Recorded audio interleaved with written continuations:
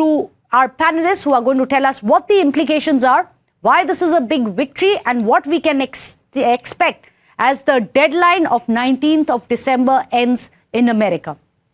David Sofair, Republican strategist, is joining us here on the show. There's also Peter Kuznick is joining us, author and professor of history and director of the Nuclear Studies Institute at the American University. Let me first go across to David Sofair. By the end of 19th of December, as the deadline comes to an end, David, what do we expect and how do we expect the Trump administration to act upon it? Great to be on, and thank you very much for having me. And it's also good to see Peter on the panel today. A few things that I have with your introduction. You didn't mention anything about his links to the Clintons, his links to Harvard University.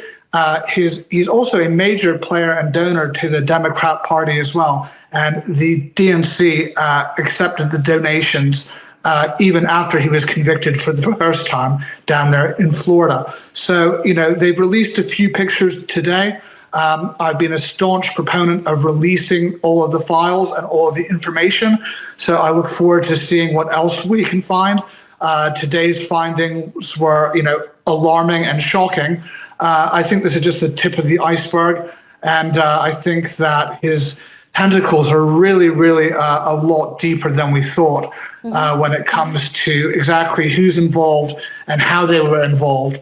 You have to understand that as he was really a big donor to a lot of different causes and clubs, so we can't lump that in that they were complacent in all of his misdeeds and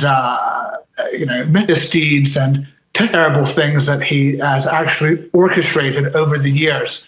So it will be very interesting to see, the full scope of all the files that will hopefully come out this evening here in Washington. Well, yes, at least there's going to be a ray of hope that there's going to be justice. After all, these pictures of Lolita quotes being etched upon bodies of women, objectifying them, and even worse, indicating that it was pedophilia that they may have been indulging in. Very, very disturbing, to say the least. Professor Kuznick, however, President Trump has said in the past that this is nothing but a Democratic hoax. Is it? Because as David Sofair also points out, there were links to the Democrats as well. No, I agree with David that this goes very, very deep and that Trump is trying to obfuscate when he says this is a Democratic hoax. Trump said during the campaign that he would release all the Epstein files. His base, a lot of the MAGA supporters, are very concerned about this issue for good reason, that there are wealthy, powerful men who are part of this pedophile ring. Now, what David didn't emphasize that I would emphasize is that Donald Trump has been implicated. Epstein refers to Donald Trump as his best friend. Donald Trump and Epstein palled around all the time together. Donald, at least for a decade or so. Then they had a falling out. But he got kicked out of the club. He got kicked out of Mar-a-Lago. We will let you answer, David. Let's listen in to Professor Kuznick. I'll just come to you, David. Donald Trump at least knew about this.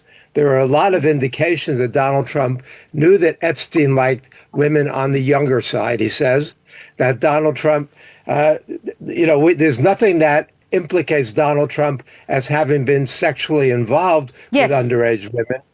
But certainly the moral taint upon Donald Trump for associating with this slimy, disgusting person for all those years.